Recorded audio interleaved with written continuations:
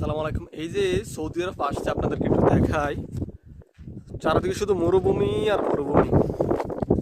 এই যে সৌদি আরব আসছি, সৌদি আরব কিন্তু অনেক জায়গায় কিন্তু স্বর্ণের খনি আছে, কিন্তু এইখানে স্বর্ণের খনি থাকা সত্ত্বেও আশেপাশে যদি একটা স্বর্ণের বার পাওয়া যেত তাহলে বাংলাদেশে চলে যেতাম। আসলে স্বর্ণের বার কিন্তু সৌদি আরব কিন্তু অনেক খনি আছে।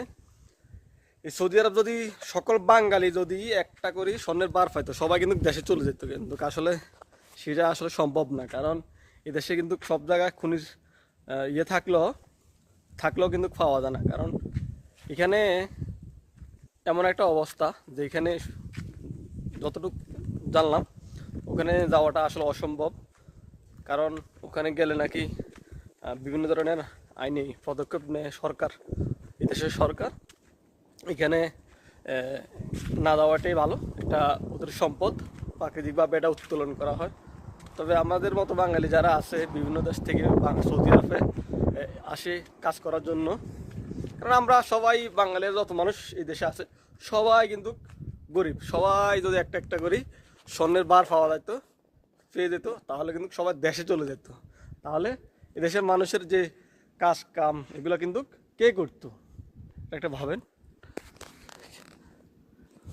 আর আপনাদের একটু দেখাই আকাশটা কত সুন্দর লাগতেছে, দেখছেন?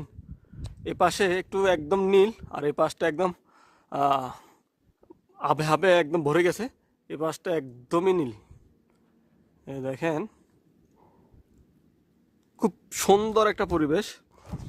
মানে কি একটা অবস্থা, মানে আমাদের যাদের টাকা আছে তাদের মন নেই, মন আছে টাকা নেই, এ হলো অবস্থা।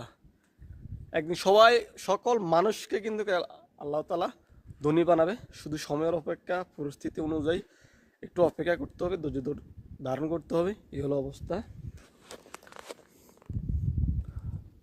আলহামদুলিল্লাহ, কত সুন্দর একটা পরিবেশ যা আপনারা নিজ চোখে না দেখলে বুঝতে পারবেন না। জি।